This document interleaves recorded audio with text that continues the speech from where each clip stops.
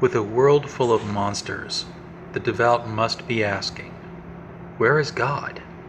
Where are the angels and the saints that are supposed to protect us? That's a fair question, but one with a highly troubling answer, for it involves the eternal fate of the souls of men. The oldest legends of humanity involve the dead being judged, and those that are found wanting being eaten by a monster. Be it the Egyptian Apopus or the medieval Christian Satan of a Bosch painting, the warning that when humanity dies it is devoured is a true memory and warning. The master of Akasabu does indeed devour souls, and the land of darkness pulls on all psyches that are not rooted to a rock or abide in an estuary, and attempts to draw it into itself. The first few estuaries that tried to form as a buffer against this pull, the Hellenistic Elysium, the Egyptian Duat, the Chinese Tian, the Germanic Asgard, were all broken asunder by this pressure. Their remains and their refugees can be found in small pockets just past our wall. All of these were brought down by the presence and influence of the land of darkness, and usually represented in their surviving myths as a trickster god or a great enemy. Yet a few estuaries have survived the assault and are almost rock-like in their ability to resist the influences of the land of darkness.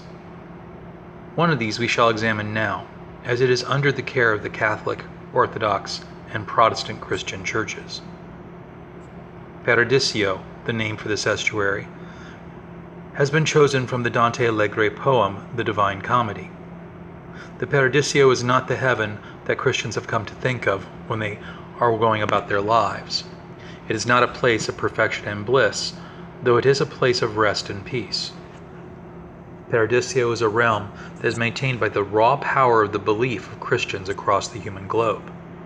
This realm has a very strong wall, and the Paradisio is a sort of foyer, if you will, to a road that leads through the dark ocean and supposedly can bring one to the crystalline wall. Should the petitioner be found worthy, they are then admitted into the untold that lays beyond and the presence of the brilliance.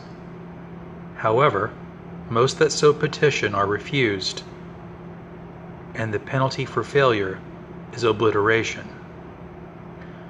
Thus, the Paradisio shares many of the aspects of what Catholics would normally consider to be a purgatory realm. It is a place of purification of the soul, allowing a soul to perfect itself as best it can before making the walk along the road. As there is always some doubt about one's worthiness in the human mind, the Paradisio becomes heavily populated as souls delay, wishing to be sure that they are truly pure enough to enter past the crystalline wall. Although this aids in reinforcing the wall of the Paradisio, it also means that in every generation, the Paradisio requires much more channeled murk to maintain itself. With the rise of other religious systems gaining popularity in our world, this stream of murk to the Paradisio is in danger. The ruling body of the Paradisio is called the Elders. The Elders typically hold their position for a set period of time, roughly about 10 years, and are nominated by the Council of Elders every decade or so. The current council has the longest remaining Council of Elders that the Paradisio has ever had. This estuary is idyllic.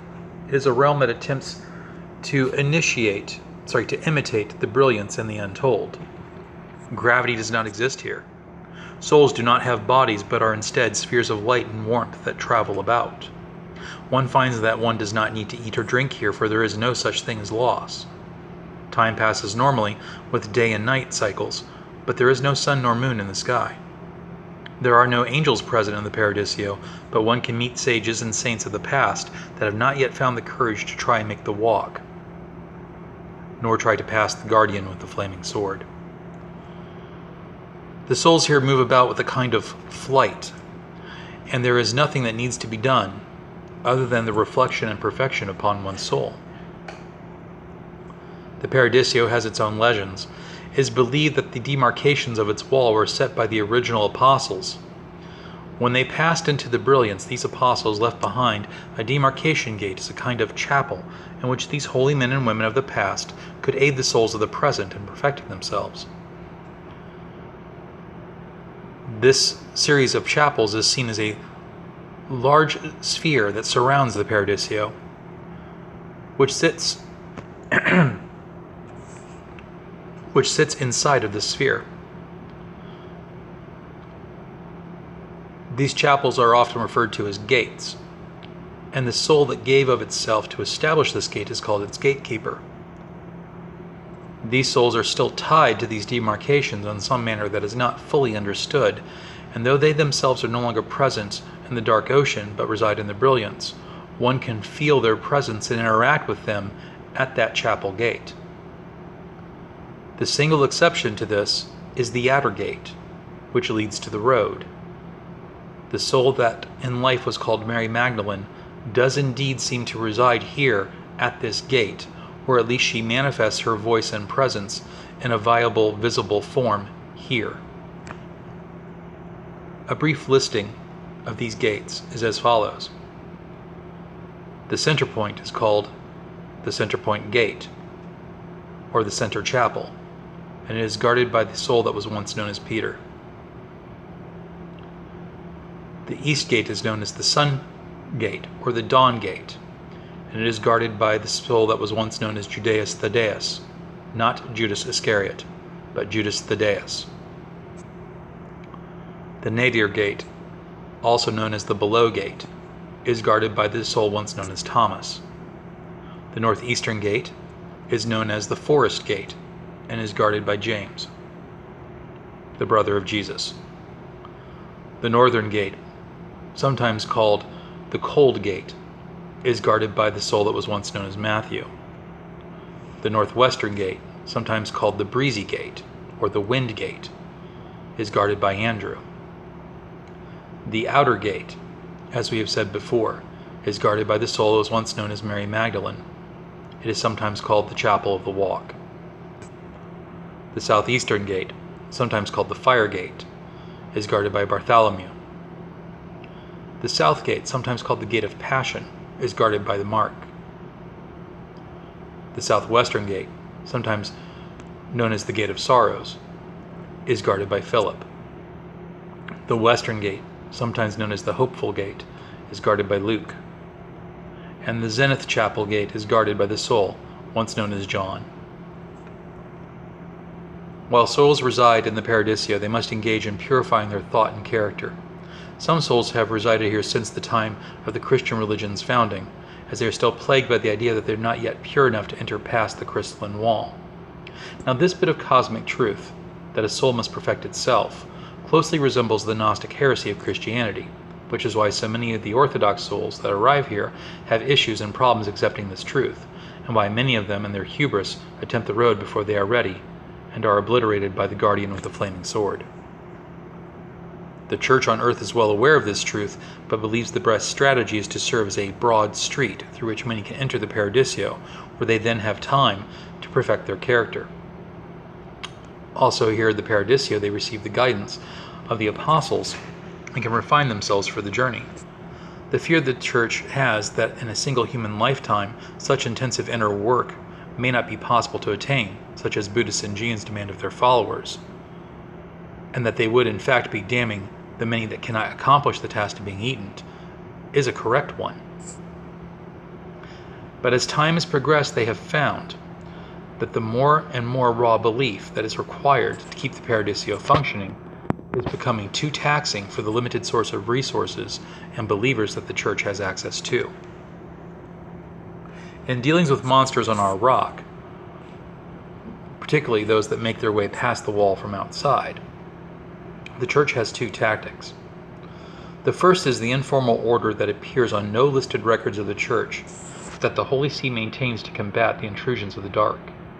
This order has Jesuit and Dominican scholars, Franciscan and Augustinian members that have manifested miraculous powers, and former military men and women that have shown exceptional discretion. This unofficial organization is commonly called the Ordo Silens Vigilum, or the Silent Watchers. This organization reports directly to the Pope and the College of Cardinals. While this order is adept at spotting and preventing intrusion by the darker forces, it is not as skilled at dealing with them. Its members can certainly perform an exorcism or slay an errant monster, but when it comes to matters of breaking a curse or proactively preventing intrusion, it must relationship has not always been harmonious between the Lantern Keepers and the Ordo Silens Vigilum, as many of the very religious members of the Vigilum believe that the Lantern Keepers are little more than more eloquent and socially acceptable witches.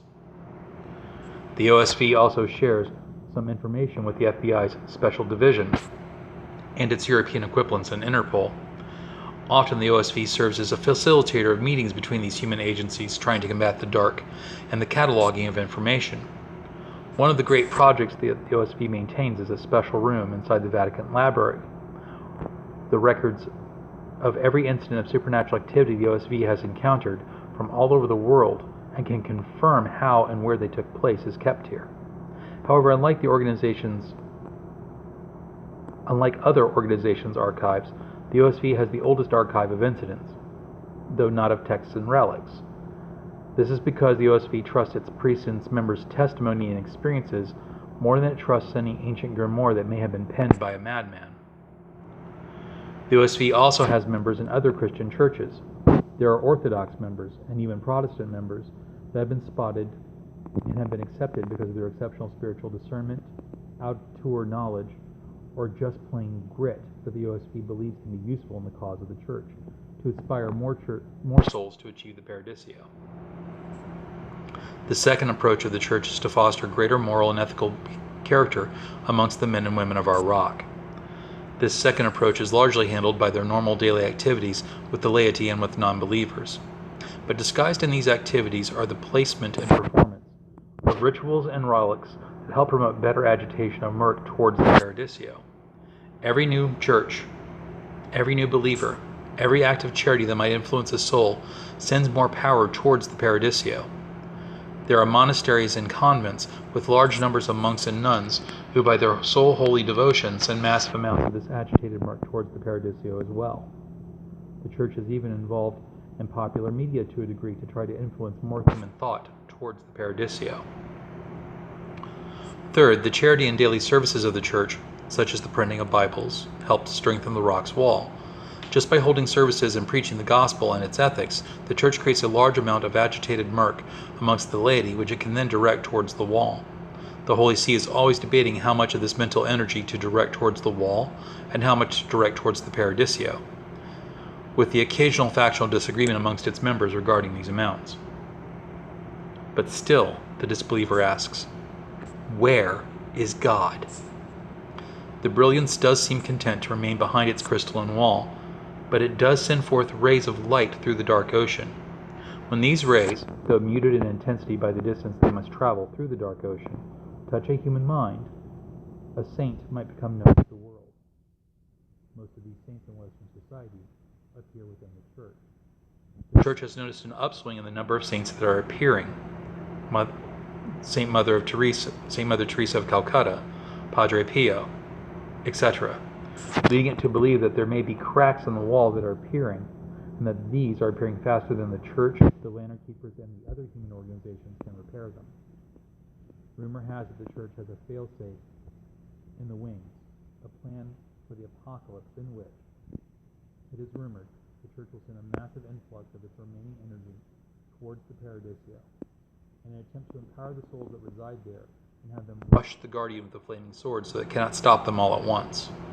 This last-ditch apocalyptic plan will require several souls to obliterate themselves to release this massive energy. And it is believed that the volunteers for this sacrifice are the Pope and several holy members of the Church referred to as the Secret Martyrs. One can only pray that the fate of men never reaches such dire straits. But yet, the Church prepares for the worst.